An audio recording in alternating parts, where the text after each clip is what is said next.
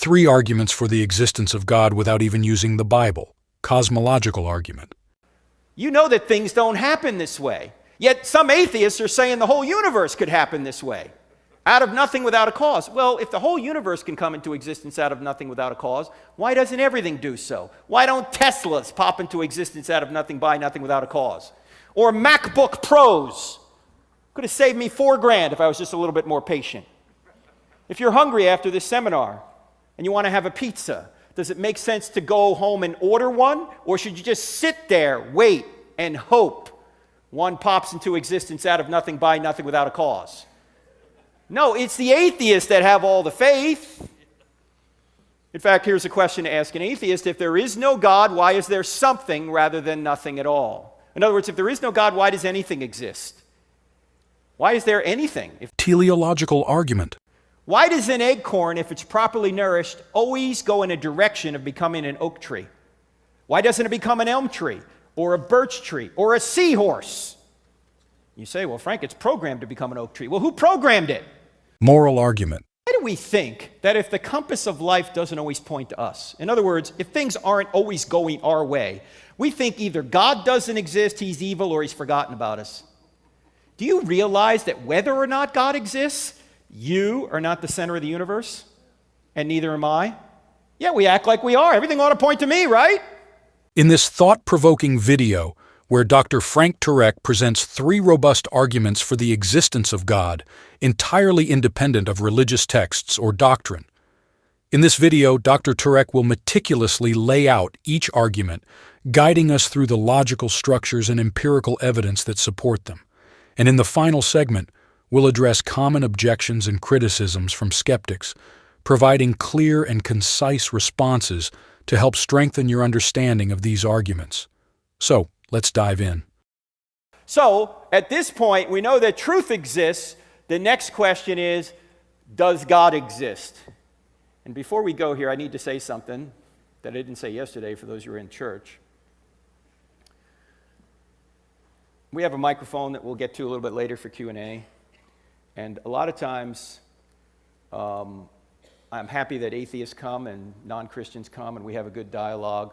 But I want to give you atheists in here, skeptics, a heads up, okay? Because it's not fair for me to ask you a question without warning you about it, okay? Here's the question I might ask you if you get up to the microphone. If Christianity were true, would you become a Christian? Because I've had atheists stand at that microphone in front of hundreds of people like tonight and say, no! No. Wait, I thought you claimed to be reasonable and rational. How is it reasonable to say you wouldn't believe something that were true? Because they didn't want it to be true. They don't want there to be a God. Why? Because they want to be God. They want to be God of their own lives. I get that. Most of the time I do too. Right? Being a Christian is inconvenient. You see, most of us, we're not on a truth quest. We're on a happiness quest. And we're just going to believe whatever we think is going to make us happy. And if we think God isn't going to make us happy, well, so much for God. I got my own thing going on here. So if you're a Christian in here and you're talking to somebody about this evidence and they keep moving the goalposts on you, you know how that goes? They bring up an objection and you begin to answer it and then they're on to the next objection before they've even heard your first answer. You might want to stop and say, if Christianity were true, would you become a Christian? If they hesitate or say no, the problem isn't here. The problem's here. They don't want it to be true. But I think you can show that truth exists. The question is, can we show that God exists? And I mentioned 3 arguments for the existence of God. The first argument is the argument from the beginning of the universe, known as the cosmological argument. Now, cosmological comes from the Greek word cosmos, which means world or universe. It says if the universe had a beginning, then it must have had a beginner. Okay? The second argument is the argument from design, known as the teleological argument. Telos is a Greek word meaning design or purpose. It says if there's design in the universe and design in life, like you, there's got to be a designer. Now, these 2 arguments have scientific evidence behind them. We'll see some of that tonight. The third argument has no science behind it, yet it's the argument we've all understood since we were very small children. It's more of a philosophical argument, and it's the argument from morality known as the moral argument. And it says that there's one thing morally wrong out there, just one. Like it's wrong to torture babies for fun, or it's wrong to murder 6 million people in a Holocaust, or it's wrong to crucify children like ISIS does. then there has to be a God. Why? Because if there is no standard beyond humanity, then everything's just a matter of opinion. That's just your opinion against the baby torturer's opinion. That's just your opinion against Hitler's opinion. That's just your opinion against ISIS's opinion. Everyone in this room already knows that, say, torturing babies for fun is wrong and murdering people is wrong. If that's the case, there must be a standard beyond us, a standard of goodness, righteousness, an authoritative standard. When we say that, we're referring to. That standard is what we mean by God's nature. Now, we'll get to that later. We've got to start right here at the cosmological argument. Now, you must admit that that little move right there was worth coming out here tonight, right? I mean, did you see what God just did? Well, let's take a look at that again, will you? Look at the way he just drifts right on up there. Huh? Now, this is the argument, the cosmological argument. This is the argument that many say points back to the big... Now, I know some of you in here going, Frank, we're Christians in here. We don't believe in the Big Bang. You guys don't believe in the Big Bang? I believe in the Big Bang. I just know who banged it. In fact, the evidence for the Big Bang is so good that the top atheist scientists admit it. For example, Stephen Hawking was the top physicist in the world until he died last year. Put it this way. Almost everyone now believes that the universe and time itself had a beginning at the Big Bang. That space, time, and matter literally had a beginning out of nothing. Not a quantum vacuum. Nothing. What is nothing? Aristotle had a good definition of nothing. He said nothing is what rocks dream about. Nothing. No space, no matter, no time. Now, Hawking tried to come up with another explanation other than God for the beginning. He failed, but he's admitting the data. Another cosmologist friend of his, a Russian cosmologist by the name of Alexander Vilenkin, put it this way. He said, with the proof now in place, cosmologists, and by the way, a cosmologist is not someone that puts on your makeup, all right? A cosmologist is someone that studies the origin of the universe. Cosmologists can no longer hide behind the possibility of a past eternal universe. There is now no escape. They have to face the problem of a cosmic beginning.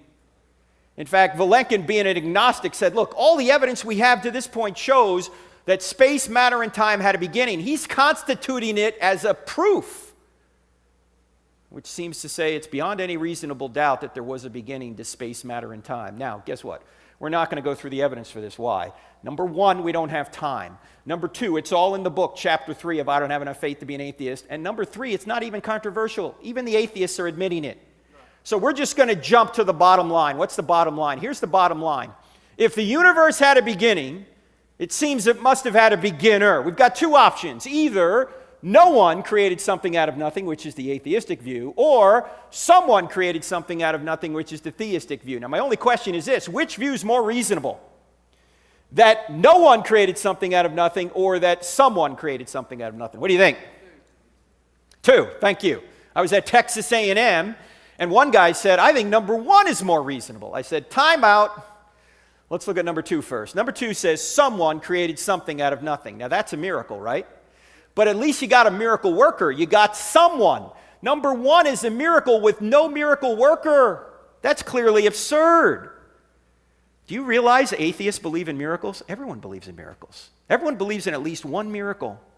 Christians are saying that someone did a miracle. Atheists, some of them anyway, are saying no one did a miracle. Which is more reasonable? In fact, I said to the audience at Texas A&M that night, I said, to show you how seriously we all take the law of causality. By the way, the law of causality doesn't say everything has a cause. The law of causality says everything that comes to be has a cause. There has to be an uncaused first cause. There has to be what Aristotle would call the unmoved mover. There has to be something whose essence equals his existence, as Thomas Aquinas would say. There has to be a being out there that always has existed, is eternal, is uncomposed, is simple. The Bible calls this being the great I am, the being that had no beginning, the being that will have no end. Everything else that came into existence has to have a cause, though. So I said to the audience at Texas A&M, I said, to show you how seriously we all take the law of causality, that things don't pop into existence out of nothing, by nothing, without a cause. There is nobody currently sitting here in this auditorium tonight who, as you sit here, is worried that a hippopotamus has appeared out of nothing, by nothing, in your dorm room and is currently defecating on your pillow, right?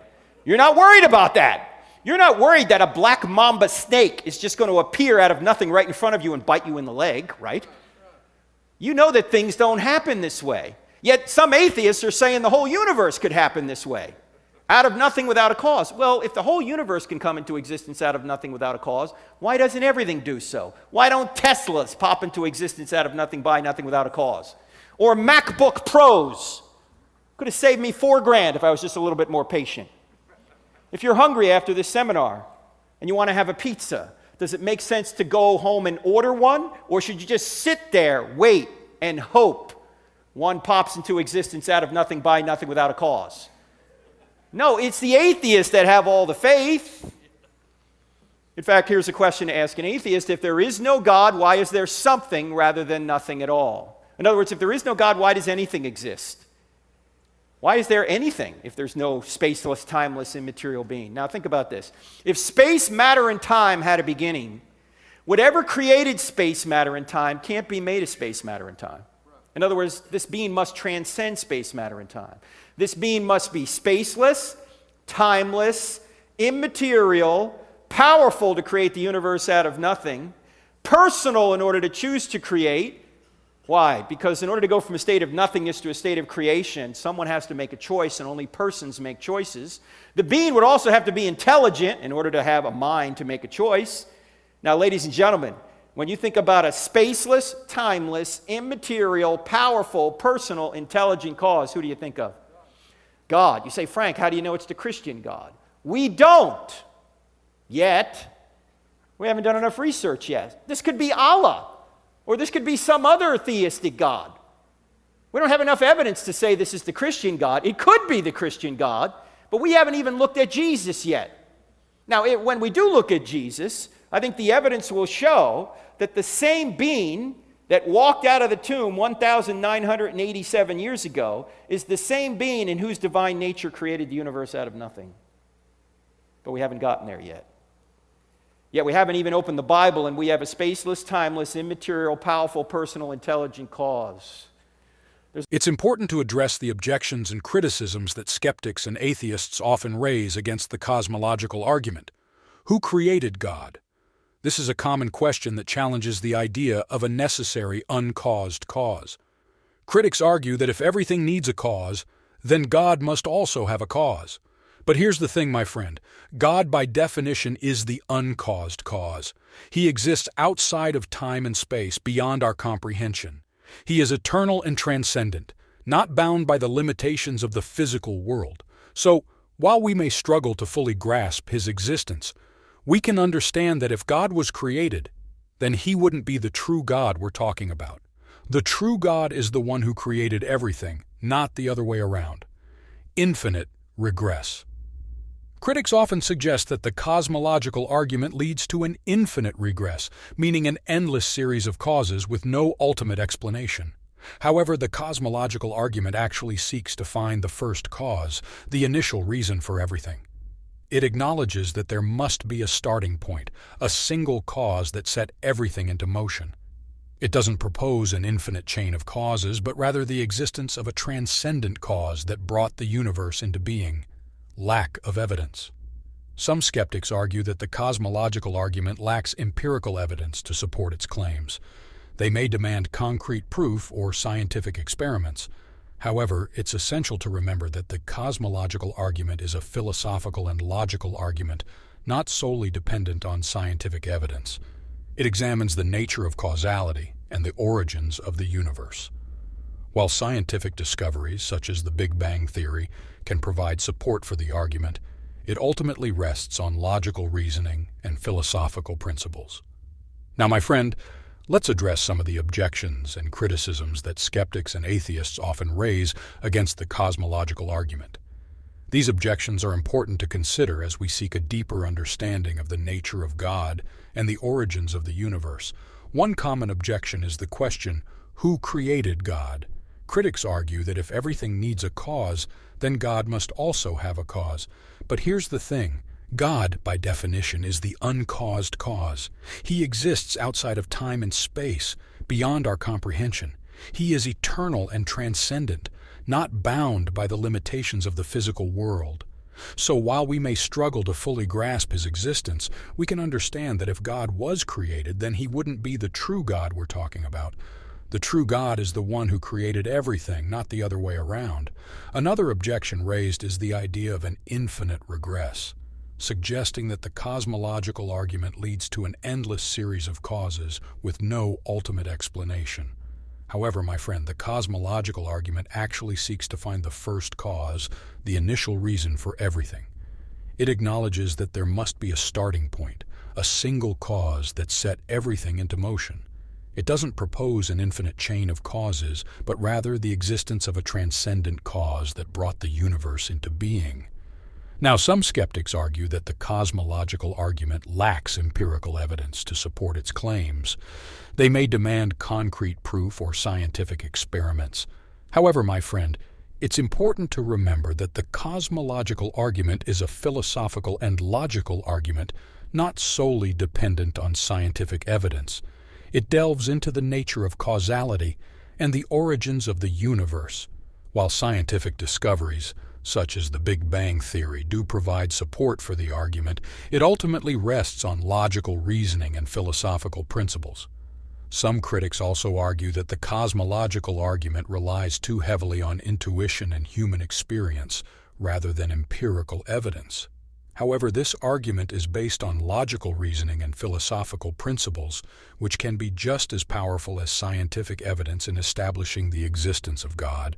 Moreover, the cosmological argument doesn't claim to prove the specific attributes of God found in religious texts, but rather seeks to establish the existence of a necessary and transcendent cause for the universe. This cause, by definition, must be timeless, spaceless, and immaterial, characteristics that align with the concept of God. While the cosmological argument may face objections and criticisms, it remains a powerful and logical argument for the existence of God. By examining the nature of causality and the origins of the universe, we can come to a deeper understanding of the existence of a transcendent cause that brought everything into being. So, let's continue to explore and discuss this argument, and may it lead us closer to the truth about God's existence. There's a lot more in the book on that. We got to go to the next argument, the teleological argument. And there's two aspects to this. The universe appears to be designed, and so do you, life. In fact, let's look at the universe first. The universe appears to be designed because of the fine-tuning of the universe. Scientists have discovered in recent decades that the universe is precisely tweaked to support life.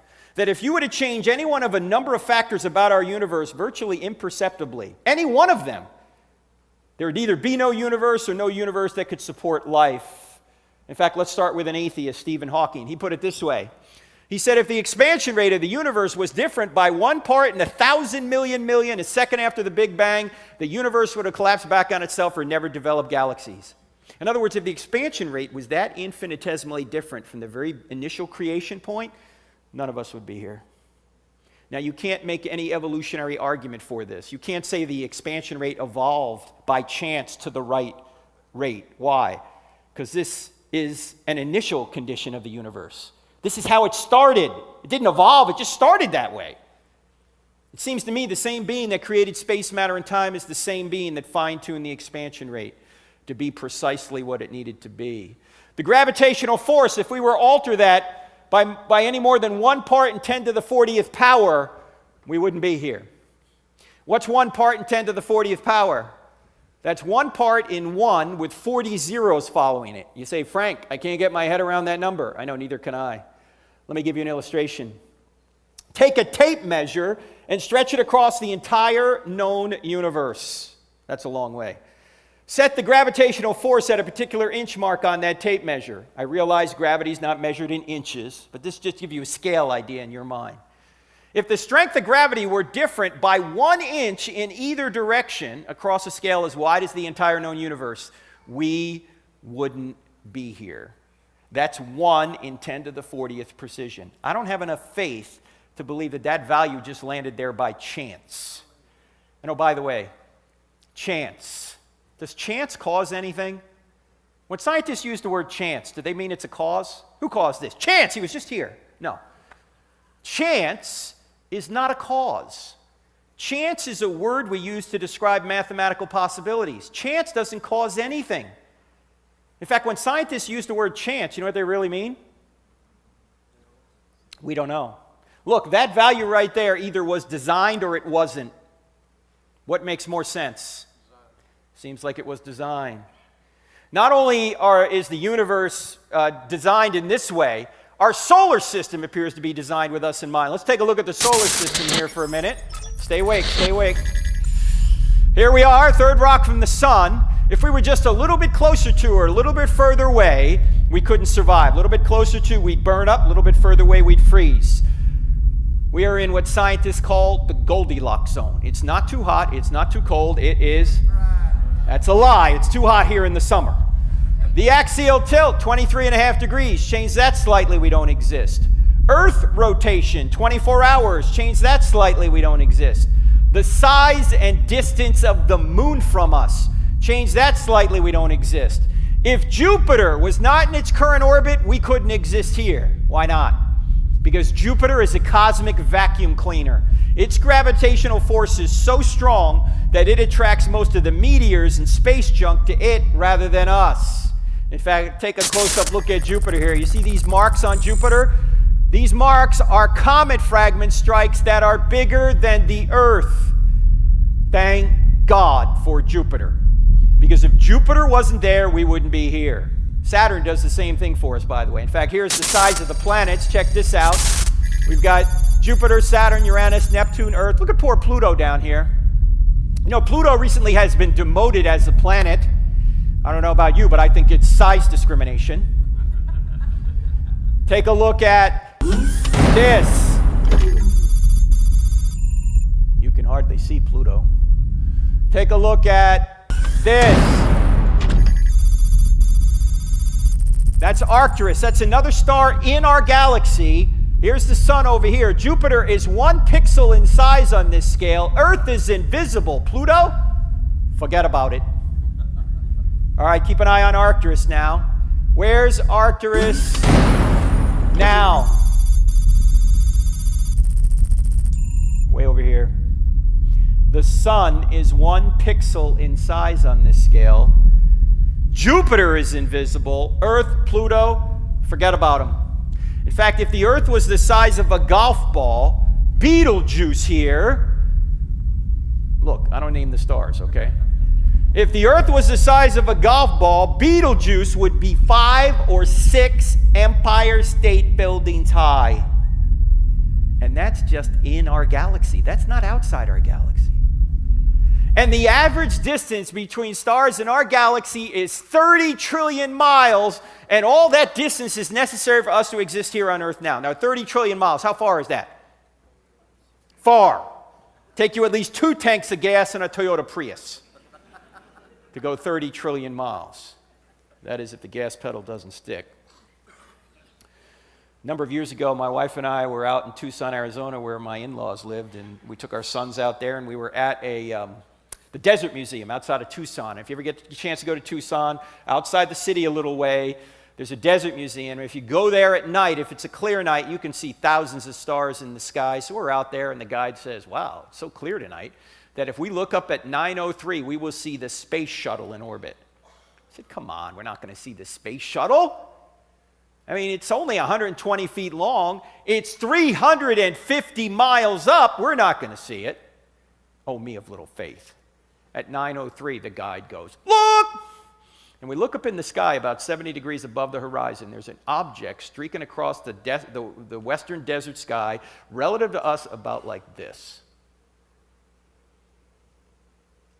When it got right about here, it disappeared. I don't know whether Scotty beamed it up or what.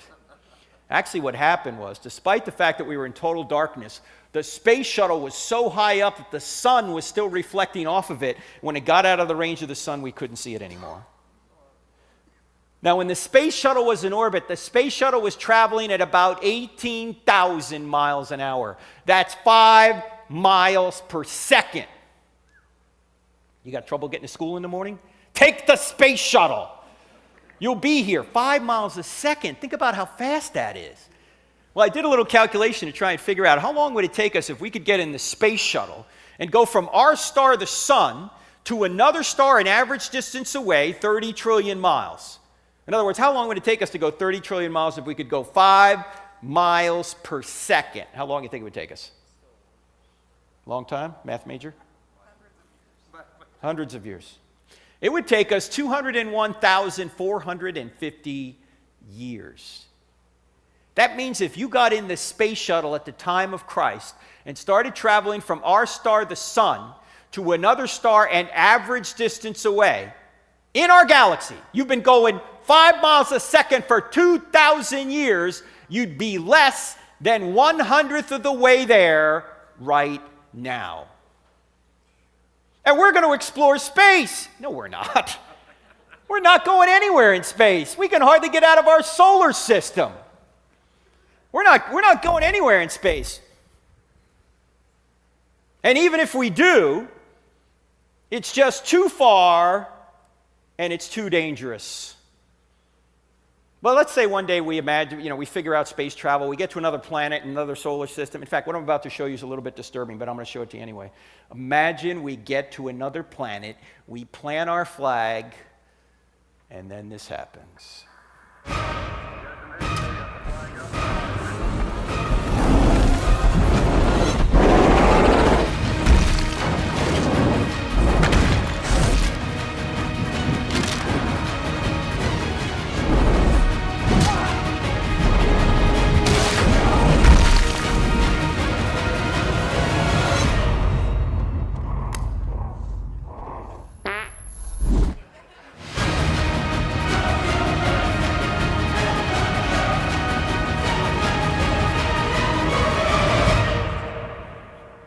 Beans are not for astronauts, ladies and gentlemen.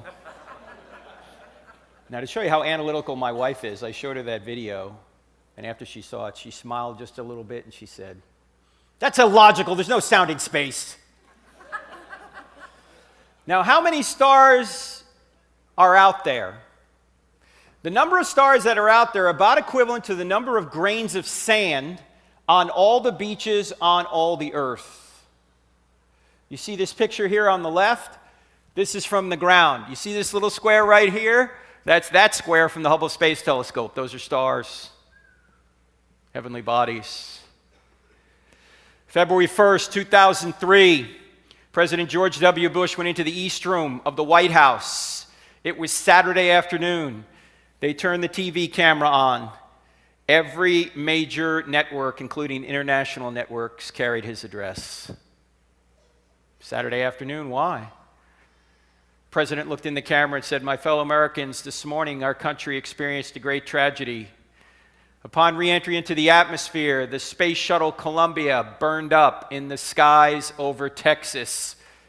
There are no survivors. The Columbia is lost." The president then went on to quote from Isaiah chapter 40 on international TV. Why Isaiah chapter 40? Because in Isaiah chapter 40, God is speaking. And what does God say? "To whom will you compare me, or who is my equal, says the Holy One." In other words, you want a comparison? You want to know what God's like? Here's what he says. "Lift your eyes and look to the heavens. Who created all these stars and named them one by one? Because of his great power and mighty strength, not one of them is missing." The president then looked back in the camera and said, "The same God that created and named all those stars is the same God that created and knows the names of the 7 astronauts who perished today. While they did not return safely home to us, we can all now pray they've all returned safely home."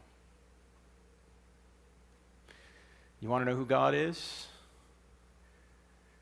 Look to the heavens. What do you see when you look to the heavens?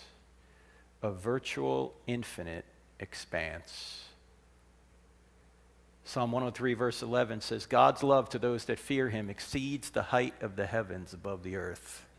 How high are the heavens above the earth? Stars equivalent to grains of sand on all the beaches on all the earth. 200,000 years at 5 miles a second between those stars. It's infinite. That's the point. But as amazing as the heavens are, they're not as amazing as you are. Why? Because the heavens aren't made in the image of God. You are. This is the second aspect of the design argument. This is you in the womb at 11 weeks. Question, is this animal, mineral, vegetable, or human? Human. In fact, let's go back earlier than 11 weeks. Let's go all the way back to when your mother and your father got together to conceive you. Have you guys had this talk before? I see some young people in here, so I'll try and be discreet. I also see some older people in here, so I'll try and be discreet as well, just in case you've forgotten how this works. When your mother and your father got together to conceive you, your mother unconsciously perfumed her egg to attract your father, and then your father sent the entire population of the United States, 300 million soldiers, toward your mother's egg. And then there was a race. And you won! Don't let anyone ever tell you you're not special. You beat out 300 million others. You have blown away anything Michael Phelps has done. Now, seeing some of you limp in here earlier makes it hard for me to believe you were the fastest soldier in the gene pool. But you were! Now, your soldier was 20 to 30 times smaller than a grain of salt. Yet it contained half of the 3.2 billion letter genome, your software program, all the letters in the right order. And your mother's egg was about the size of a period at the end of a sentence, and it contained the other half of the 3.2 billion letter software program, your genome. All the letters are in the right order. And when your soldier and your egg came together, a new 100% genetic human being was created. Do you know you have not received any more genetic information from that point till right now? Your genetic information has just duplicated itself. In fact, there were only 4 things separating you from adulthood: time, air, water, and food. Those are the same 4 things that separate a 2-year-old from adulthood. Does this have implications on the abortion issue? Yeah, it does. We don't kill the 2-year-old. Why do we kill the unborn child in the womb? Genetically, it's the same. You say, wait a minute, Frank, time out. You can't legislate morality. All right, no extra charge for this, friends. This was the subject of our first book. All laws legislate morality. Every law declares one behavior right and the opposite behavior wrong. You can't think of a law which doesn't legislate morality. Even speed limits imply a moral right to life. Everybody's trying to legislate morality. The only question is, whose morality? And when people say, hey, Frank, don't legislate your morality on me, I go, why not? Would that be immoral? You see, you're trying to impose your morality on me right now. You're trying to say I ought not impose ought nots, but you're imposing that ought not on me. Actually, the better response is this. When people say, don't impose your morality on me, I go, why not? I didn't make this up. This isn't my morality. I didn't make up the fact that murder's wrong, that abortion's wrong, that rape is wrong, that theft is wrong, that men were made for women and women were made for men, and the best way to perpetuate and stabilize society, which is the reason the government's involved in marriage to begin with, is to legally recognize that relationship over every other sexual relationship. I didn't make any of this stuff up. This isn't my morality. This isn't your morality. This just happens to be the morality. The one Thomas Jefferson said was self-evident. So if you have a problem with the morality, you don't have a problem with me. I didn't make it up. You have a problem with the Creator on whose nature this morality is derived. All right, no extra charge for that. Let's go back to this. From this point till right now, a construction project of astonishing complexity began taking place. Cells began multiplying within you at a rate of 4,000 cells per second. Brain cells began multiplying at a rate of 100,000 cells per second, for most of you anyway. Some cells became brain cells, others heart cells, others lung cells. How did they know how to do this? Nobody knows. Some cells went so far across you to become what they needed to become that it would be equivalent to you today walking across the United States alone. And that construction project continues to this day. You just made 4 million new red blood cells. You just made another 4 million new red blood cells. You just made another 4 million new red blood cells. Knock it off. How do you know how to do this? Are you even thinking about this? Are you saying, wait a minute, Frank, hold on, I got to make new red blood cells? No, this is just happening. How is it happening? Do you know that Aristotle recognized something 2,400 years ago? He noticed that all of nature's going in a direction, including you right now. There's processes going on in your body, they're going in a direction. Let's take a simpler example. Why does an acorn, if it's properly nourished, always go in a direction of becoming an oak tree? Why doesn't it become an elm tree? or a birch tree or a seahorse. You say, well, Frank, it's programmed to become an oak tree. Well, who programmed it? Does an acorn have a mind? Is an acorn sitting in the ground going, all right, what do I have to do to become an oak tree? No. But if you properly nourish that thing, it's going to go in the direction of becoming an oak tree. If it doesn't have a mind of its own, yet it goes in a direction, there must be an external mind directing it toward an end. There must be a director. That is what Aristotle called the unmoved mover. Thomas Aquinas came along in the 1200s and said, this is going to be my fifth way to argue for God. All of nature's going in direction. By the way, that's how we can do science, because things are orderly. They go in a direction. We can figure out reliable cause and effect. Without that direction, we couldn't even do science. Science actually needs someone like God to create a universe and keep it going in the direction it's going. By the way, this argument, called final causality, is good even if the universe is eternal. Aristotle mistakenly thought the universe was eternal, but you know what he said? Even if it's eternal, it needs somebody like God, an unmoved mover, to keep everything going in a direction. In other words, this argument is not a cause way back when, like a Big Bang cause. This is a cause every single second of existence. In fact, God is to the universe what a band is to music. If a band were up here playing music, the band would be creating and sustaining the music. What would happen to the music the second the band stopped playing? Music would be over. Same thing is true with God. He creates the universe and the natural laws that go with it. He creates you, and He sustains the universe and the natural laws that go with it, and He sustains you. This is why Paul can come along and say, in Him we live and move and have our being. And the writer of Hebrews can say, God sustains all things by His powerful word. He creates and He sustains. Now, there's more on that argument in the book Stealing from God if you want to go further. Let's address the common objection. Who designed the designer? This question assumes that God, as a designer, must have a prior designer. However, this misunderstands the concept of a necessary uncaused cause. God, by definition, is the uncaused cause, existing beyond time and space. He is not a created being, and therefore doesn't require a designer. This concept is difficult to wrap our heads around, but it's essential to understand that God is not a created being like us. Another objection is, complexity doesn't necessarily imply design. You're right that complexity can arise from natural processes, but this doesn't rule out the possibility of design. The teleological argument highlights the specific, intricate, and purposeful design in the universe, which goes beyond mere complexity. Think of a watch, for instance. A watch is complex, but it's also purposeful and designed. The universe, similarly, shows evidence of purposeful design. Some critics argue that the teleological argument relies on a false analogy between human-made objects and the universe. However, this criticism misunderstands the argument. Both human-made objects and the universe share common characteristics like order, purpose, and complexity, which suggest design. Another common objection is that the teleological argument is an argument from ignorance. However, this criticism misunderstands the argument.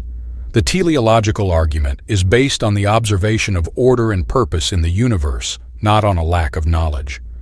Natural processes can explain some aspects of the universe, but they don't account for the fundamental order and purpose that pervades the universe.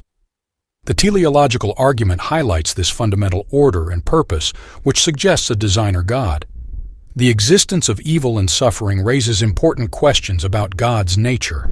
However, the existence of evil doesn't disprove the teleological argument. A designer God could have reasons for allowing evil and imperfections that we can't fully understand. Some critics argue that the teleological argument is circular reasoning, but this criticism misunderstands the argument's structure. The teleological argument observes order and purpose in the universe and infers a designer as the best explanation. The teleological argument alone doesn't lead to the Christian God, but it contributes to a cumulative case for God's existence. Other arguments and evidence, like the cosmological argument and the moral argument, can be explored further to build a stronger case. The multiverse hypothesis is a speculative idea, not a proven scientific theory. Even if it were true, it would only push the question of design back a step, as the multiverse itself would require a designer or explanation. Finally, the teleological argument is based on fundamental observations about the universe, not on outdated science. While scientific discoveries continue to uncover the universe's intricacies, they don't undermine the argument's core insights. But we got to move on now to our final argument for God, and that is the moral argument. Let's say we go out on a hike somewhere, way out into the forest, and we get lost. We get turned around. Our cell phones are dead. It's getting late. We know the direction from which we came, but we can't figure out what that direction is. So you reach in your pocket and you take out a magnetic compass. And you know a magnetic compass is always supposed to point to magnetic north. So if you can figure out where north is, you can figure out the direction you need to go to get home.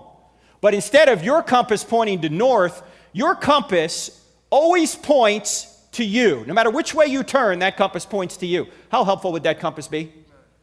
That's not going to be very helpful at all, is it? Well, why is it? Why do we think that if the compass of life doesn't always point to us, in other words, if things aren't always going our way, we think either God doesn't exist, he's evil, or he's forgotten about us? Do you realize that whether or not God exists, you are not the center of the universe, and neither am I? Yeah, we act like we are. Everything ought to point to me, right? Let me ask you another question. Is there a true moral compass out there? I mean, is there a right way to live? Or do you just get to live any way you want? In other words, do we discover what right and wrong are, or do we determine what right and wrong are? What do you think? We discover it, right? But our culture says, oh, no. You determine what's right for you. You create your own compass. I was in Sioux Falls, South Dakota about 3 years ago. I was at a church, and we were going through all this material in a lot more depth than what we can do here tonight. We had the microphone set up. I was there for like 3 nights. The second night I was there, a couple of young men got down to the microphone, and they were atheists. I didn't think anything of it. You call something, I don't have enough faith to be an atheist. Atheists are going to come. I hope there's some atheists here tonight. We'll have some dialogue later. Anyway, the next night I was there, about a 50-year-old man got up to the microphone, and he had a question written on 2 sheets of paper. And he began to read the question. 10 seconds into reading the question, he broke down crying. He couldn't go any further.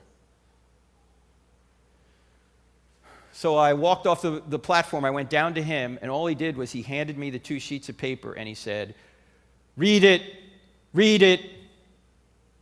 So I began to read the question to myself as I'm walking back up to the platform. I'm trying to digest this 2-page question.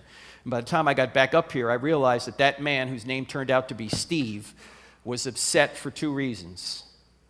Reason number 1, Steve had recently learned that a supposed friend of his, another 50 or so year old man by the name of Tom, adults, had been abusing Steve's daughter from the time she was age 4 to the time she was age 14. Right in his own home, under his nose, never saw it. Second reason Steve was upset was because the 2 young men who were there the night before were his sons, who used to be Christians and are now atheists. Because as soon as they heard the news as to what happened to their sister, they said, there can't be a good God. There is no God. A good God wouldn't allow this to happen to our sister. In fact, one of them was going to a Roman Catholic seminary to become a priest. As soon as he heard the news, he walked out of the seminary. He said, that's it, I'm done with God. So I said, Steve, it's okay to be mad at God temporarily. In fact, some of the Bible writers are mad at God. Read some of the Psalms, read Lamentations, read Habakkuk. God, where are you? God can take it. This is not a good long-term strategy, but he can take your emotion. But I said to him, Steve, this is not a good argument against God. In fact, it's actually an argument for God. And I said, Steve, when the right time comes, I want you to say this to your sons. If there is no God, then what that 50-year-old man did to your sister, that's not really wrong. It's just your opinion. Because if there is no standard beyond us, how can you say he's really wrong? I mean, where did his compass point? It pointed to himself. He got to determine what was right and wrong for him. If there's no true compass, you can't say he's got the wrong compass. I also said this doesn't show that God doesn't exist. It actually shows God does exist. Why? Because this wouldn't be evil unless there was good, And good wouldn't exist in an objective way unless God existed. Because you see, evil doesn't exist on its own. It exists as a lack in a good thing. Evil is like cancer. If you take all the cancer out of a body, you've got a better body. If you take all the body out of the cancer, what do you have? Nothing. Doesn't exist on its own. Evil is like rust in a car. If you take all the rust out of a car, you got a better car. If you take all the car out of the rust, what do you got? A rust spot on the pavement. There's nothing there, right? In other words, evil doesn't exist on its own. It only exists as a lack in a good thing. So if this is evil, there must be good. But if good exists, God must exist, because what we mean by good is God's nature. Now, C.S. Lewis, early on in his life, was an atheist. He was in World War I, a terrible war, and he said there can't be a good God because there's too much injustice or injustice in the world.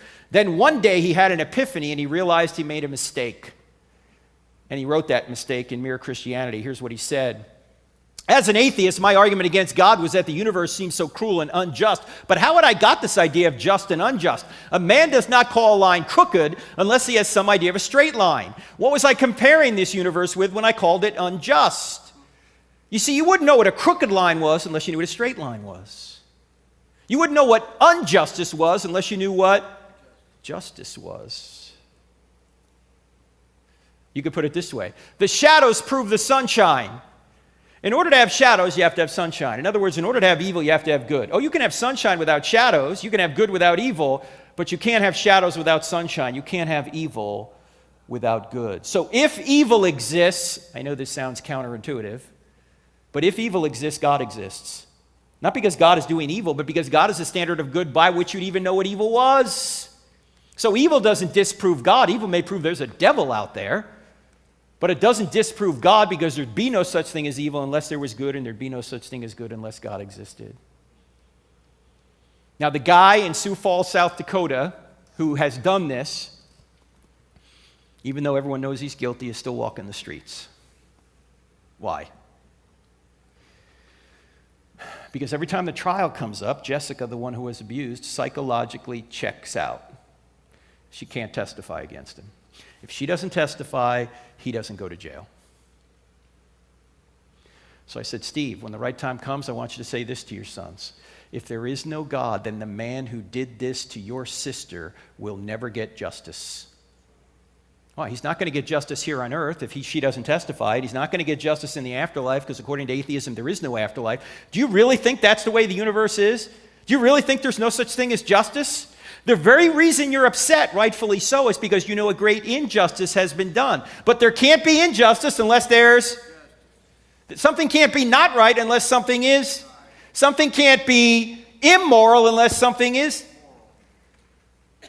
So the very fact that you know this is wrong proves that there must be something right. And that's what we mean by God's nature. Now, Jessica, the one who was abused, actually, when she hit 18, decided to do something positive with this awful experience. She actually wrote a book. Here it is. Not Your Princess by Jessica Mitchell. I read one chapter of this book and couldn't read any more. You can get this on Amazon right now. Now, why am I telling you this? Because her father, Steve, wants people to know that this happens too often in American households. Adults, if a young person ever comes to you and says, Uncle Joe did this to me, do not dismiss it. Oh, Uncle Joe would never do that. How do you know? You think the kid's making it up? Jessica's now getting emails from other kids because they have nowhere else to turn. Their parents don't even believe them. Sometimes their parents are the culprits. A couple years ago, Clint and I, the guy who runs all the video back there, we're at Indiana University, and we're doing this seminar just like we are now, and we were streaming it on Facebook like we are now, and Clint said, Frank, Steve Mitchell's on watching. I said, ask him how Jessica is. Well, he said Jessica started going back to church because she felt the Holy Spirit calling on her, but she's still in a treatment program in San Diego, California, $15,000 per month.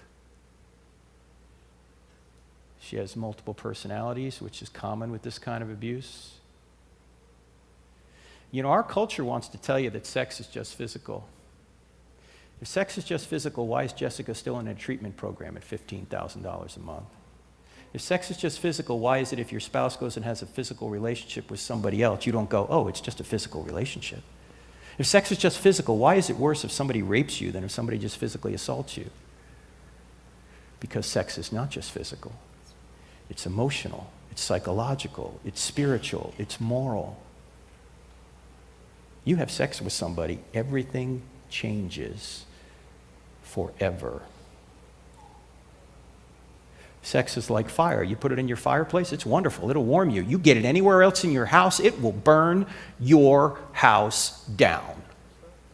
Oh, maybe not immediately, but over the long term, it will. And everyone in here who's over 40 knows what I'm talking about, because most of us have tried it ourselves, haven't we? And we can do it our way. No one will get hurt. Nonsense. Everybody gets hurt.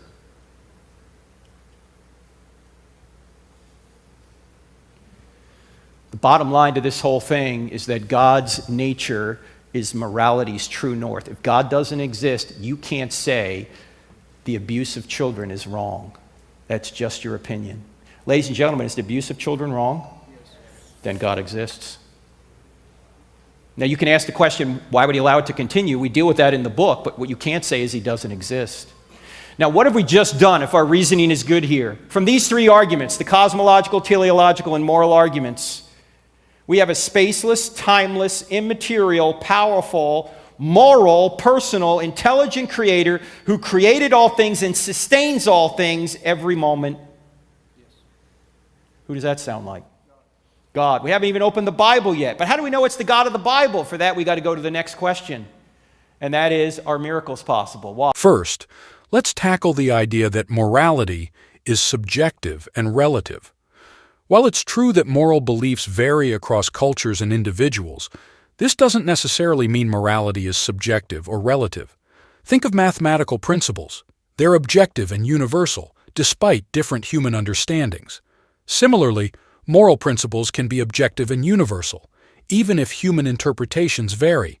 Next, some argue that evolution can explain moral development. While evolution may explain some aspects of moral development, it can't account for the objective moral principles we observe. Why do we consider certain actions, like torturing innocents, as morally wrong? Evolution can't explain this. Another objection is that morality can be based on reason and empathy. While reason and empathy are essential for moral understanding, they don't provide a foundation for objective morality. Why is it morally wrong to cause unnecessary suffering? Reason and empathy can't provide an objective answer. A moral lawgiver like God can provide a basis for objective morality. The Euthyphro dilemma is another classic critique, questioning whether something is good because God commands it or if God commands it because it's good. This dilemma assumes a false dichotomy. In Christian theology, God's nature is good, and he commands what is good because it aligns with his nature. This resolves the Euthyphro dilemma. Some argue that the moral argument assumes a specific moral framework, but its principles can be applied universally. Moral principles like the Golden Rule or the prohibition of harming innocents are found across cultures and religions, demonstrating a common moral fabric. Another objection is that there is no empirical evidence for objective morality. While empirical evidence may not be directly observable, the universal recognition of moral principles and the human conscience point to an objective moral reality. Our moral experiences and intuitions can serve as evidence for objective morality. Social and cultural factors influence moral beliefs, but they can't explain the objective moral principles we observe. Why do we consider certain actions like slavery as morally wrong across cultures and time? Objective morality transcends cultural and social explanations. Moral disagreements arise from varying human interpretations and cultural influences, but they don't undermine the existence of objective moral principles. We can disagree on specific moral issues while acknowledging a common moral framework. Finally, some argue that the moral argument relies on an outdated understanding of morality or is circular reasoning. However, the moral argument observes the existence of objective moral principles and infers a moral lawgiver, like God, as the best explanation. The moral argument remains a powerful argument for God's existence, despite these objections. By considering the universal recognition of moral principles, the human conscience, and the limits of evolutionary and cultural explanations, we can infer a moral lawgiver like God. Join us next time on Christian YouTube Daily Reflection as we continue exploring life's big questions from a Christian perspective. Thanks for watching.